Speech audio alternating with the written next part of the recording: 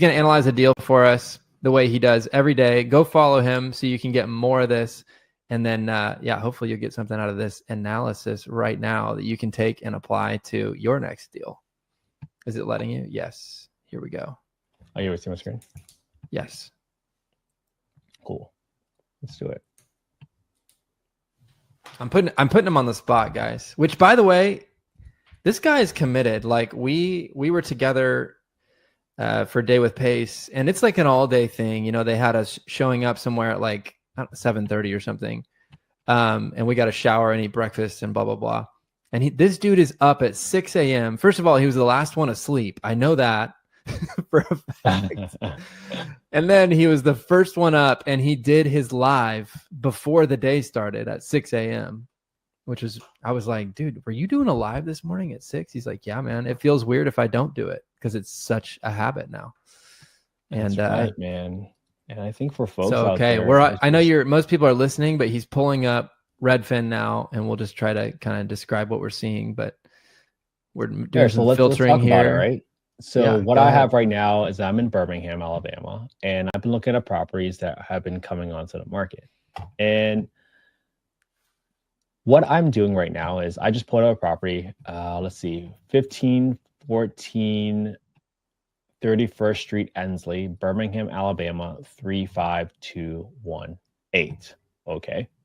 Now, what I'm doing, look, this property just came on the market 16 hours ago. So I'm not making this up. This is literally on the market. You guys can literally copy my homework, right?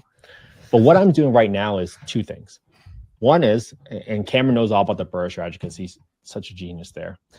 What I've been doing every single day is I've been adding to this list of my comparable sales value.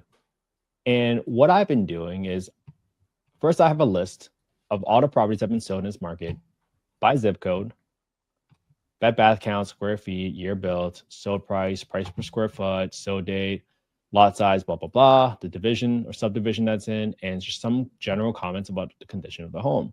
Once I exhausted that list, I started looking at, okay, well, what's been sold in the last 3 months so I can narrow it down. And how do you find those sold comps? Oh, I just filter it on sold comps on your Birmingham market. And you can just go to right here on Redfin. And instead of doing the status, just do under contract or pending, or there's another filter here for sold right here. Yeah. Sold on top. Okay. Just on Redfin, guys. Super easy. Good. And now what you're doing is, what you're tracking is properties that have been sold. But once I exhausted that list, I am now starting to track what a property is coming onto the market for, right? Because let's just understand what the Burr strategy is, right? Let's use a case study example, okay? So Burr stands for buy, rehab, refinance, rent, and repeat. And what is that contingent upon? That strategy is so contingent upon you getting the ARV or the after repair value correctly. Because let's use an example, right? Let's say you buy a home for $20,000 cash and you spend $50,000, 50, on the renovation. So you're all in on that property for 70 grand cash out of pocket. But if you're able to make that property worth $100,000, guess what? You can now go get a 70% debt service coverage ratio loan. And I'm sure you can reach out to Cameron for some advice on loans. And that's how you are able to get back out 70% of the home value. So 70 grand, 70% of 100 grand in the form of loan proceeds. That's not taxable. So now you can take the same 70 grand you originally invested, take it back out, and rinse and repeat over and over and over again. It's a beautiful game. And what's that? Why is that so advantageous? Let's compare that to what your normal strategy is. Your normal strategy is, well, I have to go save up all my money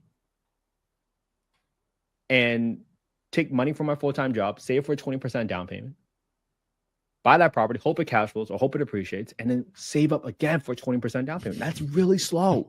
That's why the Burr strategy is so much faster. Okay. But again, what does that strategy depend upon? So for me, every single day, I just take one property that I see on a market. I plug in the URL. I plug in every single day, guys. This is why Kent is so successful. It's because he's just in the habit of doing this. Y'all got to get in the habit of just analyzing properties every day and making offers every day. And all you have to do is just do one a day. One a day. That's it. 1930. built in 1930. This property is being listed for 119 grand. And now I know, hey, what is my floor price now? If I ever buy another property, it's a 3-bedroom, that's 1,370 square feet. What was the last property that I saw that came on the market? And what was it listed for on a dollar per square foot perspective, right? This is listed 110, 2025. And obviously other factors matter, right? Like the lot size matters. But at the end of the day, what is a perfect comp, right? A perfect comp would be, hey, if you look at this property and you find that you are renovating the property right next to it and it has the same bed bath count, same square footage, same lot size, same finishes, that would be your perfect comp. Yeah. But that never happens that way, right? When you cross man-made borders like I-20, right? Highways, when you cross natural borders like these creeks, now you're in completely different neighborhoods. So that's why you have to track this stuff, because guess what? When you get a appraisal from a lender that's lower than what you wanted your value to be, what are you going to do? How are you going to challenge it? You have to provide them with substantial comps of sold properties in that area of similar nature, similar build, to justify the value you're looking for, so that you can pull back out as much capital as possible. That's what it takes. You have to do this every single day, or at least get into a regular habit of doing it. So this is Ensley Highlands, and I write down just like what neighborhood this is in, so that if I ever see another property in the area, I just simply zoom out and I write down, hey, on Google Maps, this is closest to Ensley Highlands. Don't even know where that is, but that allows me to quickly look up these properties, okay? Now, if I want to analyze this property, right, let's look at the rents. So now that I track this property, what I'm going to go to do is I'm going to go to HUD FMR, and you can look up the first link, scroll down, click on this Access to Small Area FMRs, look up FY 2025 Small Area FMRs, go to Alabama, go to the county your property is in. This is in Jefferson County. And now you can see by zip code, by bedroom count, what your rent ceiling is that we talked about. Wow, dude. So this is 35218. He just got there in like 5 seconds. That was so sick. All right. So now you see that your rent ceiling is 1420 for a 3-bedroom in 35218. And explain rent ceiling. Like, what does that mean for you as the investor, and how much does the tenant have to bring to the table in that case? Well, in that situation, again, right, the tenant is only responsible for 30% of what they make. Doesn't matter how high this was. If this was $5,000, if your tenant only makes $1,000 a month, they pay $300, regardless if it's a $1,400 rental or a $5,000 rental. Got it. That's why it's affordable. Okay. And now let's talk about the rent reasonableness test that we talked about. If you go and look up the housing choice voucher, which is previously known as Section 8, the program guidebook, and you go to Section 2.2, you can see that in conducting rent reasonableness, the PHA, or the Public Housing Authority, must determine whether the rent to the owner is a reasonable rent in comparison to rent for other comparable unassisted units. Okay? Obviously, the size unit type matters, but if you go to affordablehousing.com and you go to the owner section and you go to the market rent estimator, you plug in your address, plug in your bedroom count, you can see right here, on average, 3-bedroom in this market for 25 units within a 0.69 mile radius, the average rent is $1,251. So if you looked at this and said, oh, I'm gonna get $1,420, you are wrong, because the reasonable rent is $1,250. So that's what you got to use for $1,250 for your rents. All right. So this property, $119,000, 119,000. And then just look at the general condition of this home. This property is an ugly basement, but overall up top looks pretty good. Maybe there's some refinishing that you can do on the floor, but the paint looks good. I generally try to replace any carpet, but I don't see any carpet. This home has a decent kitchen, right? I don't need to renovate that kitchen. Mm-hmm.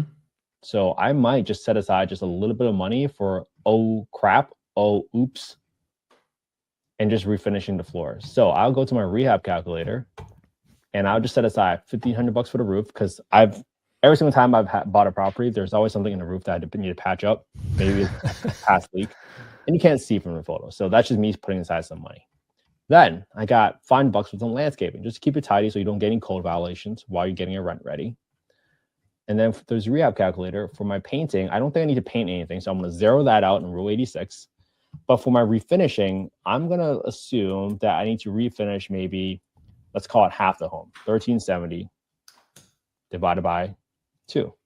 So $685 a square but and is your play as you're analyzing these, is this BRRRR? Is your play here to BRRRR or just a conventional buy? I always analyze conventional buy first and then look at the BRRRR strategy afterwards. Got it. Because I think this is the easiest way to explain to people instead of trying to go for the BRRRR right away. Because if you go for the BRRRR right away, if you didn't know this, then you're going to be a little bit lost later on, right? Because you got to understand why it's not a deal for a conventional deal first before you go about it. So if you want to keep analyzing this deal, I mean, let's just go and add in the property tax number from the payment calculator. Obviously, you should double check with your county assessor records before you close. And then for my insurance, I just take that $92 insurance estimate right here and I multiply it by 1.2 because I'm adding a 20% premium, because typically insurance companies will view your investment asset as a riskier asset. So that's why I'm multiplying that by 1.2. I got 10% set aside for maintenance. So this is money that doesn't belong to me. I know that a roof is going to replace in 10, 15, 20 years. Same thing for the HVAC, same thing for the water heater. So this money doesn't belong to me. I got 10% set aside for property management expenses, and I have 5% set aside for vacancy. So if I do a 25% down right here in F19, my down payment is equals to my asking price times that amount. So I'll be putting 29.75K. And let's see about the interest rate. I'll put 7.5% right now for a DSCR loan, just roughly estimating. And my financing amount is going to be my asking price minus my down payment percentage. So on this property, if I have 2.5% closing costs, 68 for my renovations, if I were to rent this property out as a 3-bedroom for $1,250, right? Not $1,420, because that's the lower of the two. That's a more reasonable rent. I can cash flow $73 a month. This is a 2.2% return. And my purchase price on this property was assuming $119. With a $6,800 rehab, 25% down, 7.5% interest rate. But what I always do is I just play around the numbers, because for you to understand your market, you have to figure out, hey, what are the price or the set of terms that would make this a deal, quote unquote, for yourself. Yeah. So if you want your target 10%, let's lower this asking price and see what happens. Now all of a sudden you're at 11, 50, maybe at $80,000 purchase price. Yeah, so you now changed you it to 80. And now 85. Now we're at 10%. Yeah. There you go. And now you can understand, hey, next time I see a property in this market that is similar condition to this home that we just saw, assuming everything else stays constant, right? I can get 3-bedroom, $1,250 rent, $251, and that's a 10% cash and cash return, right? I'm not saying 10% is a magical number, but some folks might want to buy $1 million home, because in Southern California might appreciate 5% a year. It's really risky because you're speculating on appreciation, but that's a whole different strategy, because they might not care about $250 a month. You're making 50 grand in appreciation every single year, right? 10% cash on cash return, $250 a month. And that's after, capital expenditures set aside, maintenance and management. So he's not even managing this, guys, and he's going to make 10% on his money and get $250 a month, which might not be life-changing for many of you, but this property is going to be worth, how much in 10 years? And if he ends up with zero of his own cash in the deal because he bought it at a steep enough discount, it's beautiful, dude. And you're putting people in the house that need a nice house, that are going to be stoked to live there for 10, 20, 30 years. Everything we've already been talking about. It's just such a great. And if guys, if you are just listening, you need to get on YouTube and watch this analysis. And he does one of these every day, guys. So follow Kent and start to learn from him. It was really cool, dude. You did that so fast also. Yeah. And you guys are smart. I mean, look, Section 8 pays by bedroom count. Now, would an extra toilet rent your property out faster? Yeah, absolutely. But if you want to look at a property, so if you think there's enough square footage, in this case at 1,300 square feet, you should be able to squeeze out extra bedroom. Now just turn it into a 4-bedroom and see what you can get. So at $1,357, you almost got $100 increase in rent if you turn it into a 4-bedroom. Yes. But let's be realistic, right? If you're going to add another bedroom, let's just add another $10,000 to the renovations. And now you can see, hey, maybe that extra $100 isn't worth me converting the extra bedroom, because now I still have to pay 85 grand for the property to achieve my cash on cash return. Good. But unless you can BRRRR it, depending on the ARV of a 4-bedroom home versus a 3-bedroom home. And that's too much details for today, but that would be the other way I would look at it once you go to the BRRRR, right? Don't look at a BRRRR from as a 3-bedroom, but look at it as a BRRRR. Like, hey, what if I turn to a 4-bedroom? And if this home's condition is as is not misrepresented in these photos, then maybe this is a much more straightforward 4-bedroom conversion. That's a little bit less risk, right? Less execution risk. Because what's execution risk, guys?